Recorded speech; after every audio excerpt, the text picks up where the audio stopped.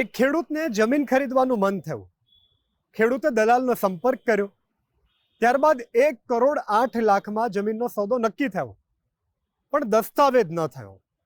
એટલે ખેડૂતને શંકા ગઈ. શંકામાં તો મામલતદારનો એ રિપોર્ટનો ચોપડો પણ છે કે એમાં ક્ષતિ કેમ ન દેખાય. કયા ખેડૂત સાથે આ બનાવ બન્યો, કયા ગામની ઘટના, કોની ધરપકડ કરવામાં આવી, કોણ છે ફરાર, આ સમગ્ર રિપોર્ટ જુઓ તમે.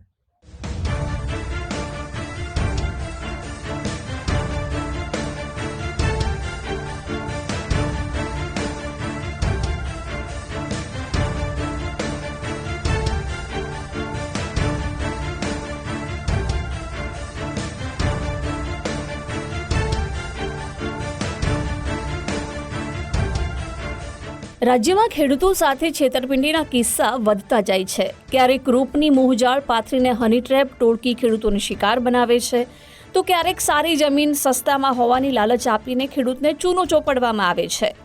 રાજ્યના સરહદી બનાસકાંઠા જિલ્લાના દાંતીવાડા તાલુકામાં ખેડૂત સાથે છેતરપિંડીનો કિસ્સો સામે આવ્યો.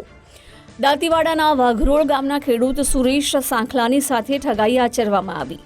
આંત્રોલીના જમીન માલિક દલાલો સાથે સોદો કર્યો. દિયોદર પોલીસમાં થયેલી ફરિયાદ અનુસાર જમીન માલિક જબાબેન ગોટાતર, કલ્પેશ ગોટાતર, રાહુલ ગોટાતર સહિત જમીન દલાલમાં ઈશ્વર રબારી, બાબુભાઈ રબારી, મહાદેવ, એક અન્ય ઈસમ મળી 7 નામ દર્શાવવામાં આવ્યા છે. વાઘરોળ ગામની જમીનનો સોદો અંદાજે 2,16,00,000 રૂપિયામાં નક્કી થયો. આ અંગે મામલતદાર કચેરીમાં કાયદાની વિરુદ્ધ જઈને નોંધ પડાવવામાં આવી. આ ગેરરીતિ થતી ફ્રોડ ટોળકીએ જમીન ખરીદનાર સુરેશ સાંખલાને વિશ્વાસમાં લીધા. આ નોંધ અને બાનાખતના આધારે સુરેશ સાંખલાએ નક્કી થયેલી રકમના કુલ 50% એટલે કે 1,08,41,000 તબક્કાવાર ચૂકવી પણ આપ્યા. પરંતુ જમીનના દસ્તાવેજ કરવાના સમયે વેચનાર પક્ષના સભ્યો ગાયબ થઈ ગયા. ભોગ બનનાર ખેડૂત સુરેશ સાંખલાએ આક્ષેપ કર્યો કે મોટી રકમ ચૂકવી હોવા છતાં જમીન નામે કરવામાં આવતી નથી કે 1,08,00,000 રૂપિયાની રકમ પરત મળતી નથી. આ ગેરરીતિમાં મામલતદાર કચેરીની કામગીરી અને એક અધિકારીની ભૂમિકા સામે પણ આગળ ચિંધાઈ રહી છે. આમાં ખેડૂત 3 હતા: જબાબેન કકલભાઈ ગોટાતર, કલ્પેશભાઈ કકલભાઈ ગોટાતર અને રાહુલભાઈ કકલભાઈ ગોટાતર. એમાં રાહુલ કરીને તો એ સગીર હતો એ ટાઈમે, જે ઉતારાની અંદર ચાલતો હતો રેકર્ડમાં. એ સમયે મેં પૂછ્યું તો કે એમને કીધું કે એમને 19 વર્ષ થઈ ગયેલા છે. એમને મને એવિડન્સ બતાવેલા, આધાર કાર્ડ બતાવેલું અને જન્મ તારીખનું પ્રમાણપત્ર બતાવેલું.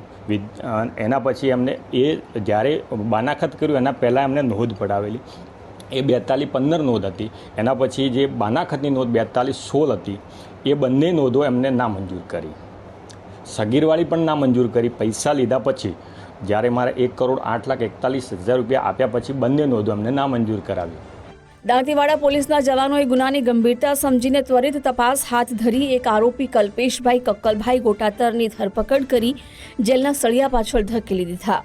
જ્યારે જબાબેન ગોટાતર, રાહુલ ગોટાતર, ઈશ્વરભાઈ રબારી, બાબુભાઈ રબારી અને મહાદેવભાઈ રબારી તેમજ એક અન્ય ફરાર આરોપીને ઝડપી પાડવા આગળની તપાસ હાથ ધરી છે.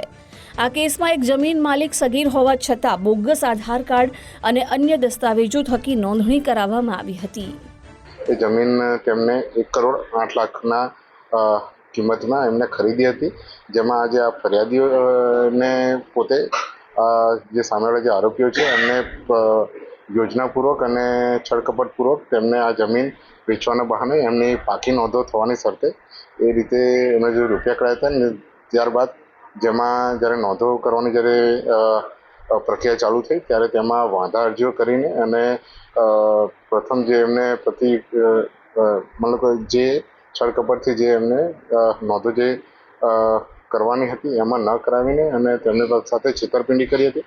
આ બાબતની ફરિયાદ દાંતીવાડા પોલીસ સ્ટેશનમાં નોંધાઈ હતી, જે અન્વયે હાલ જે કલ્પેશભાઈ કક્કલભાઈ ગોટાતર તેઓની દાંતીવાડા પોલીસ દ્વારા ધરપકડ પણ કરવામાં આવી છે અને હાલમાં આ આરોપી રિમાન્ડમાં છે. આ ગુનામાં ટોટલ બીજા જે અન્ય પણ આરોપી કે જે મળતિયાઓ છે તેમને પણ હાલમાં પોલીસ તપાસ કરી રહી છે. અને આ છેતરપિંડી આચરનારી 7 ઈસમોની ટોળકીએ જમીન વેચાણના નામે અન્ય કોઈ ખેડૂતો સાથે ઠગાઈ આચરી હોવાની શક્યતા નકારી શકાય તેમ નથી. દાંતીવાડા પોલીસે ઠગાઈ આચરનારી ટોળકીના સભ્યોનું અન્ય કોઈ ગુનાહિત પ્રવૃત્તિમાં સામેલ હોવાની શંકાના આધારે તપાસ હાથ ધરી છે. આ જમીન કૌભાંડના કેસમાં મામલતદાર કચેરીના સરકારી રેકોર્ડ સામે પણ ગંભીર સવાલો ઊભા થયા છે. કમલેશ નાભાણી, ગુજરાત ફર્સ્ટ, પાલનપુર.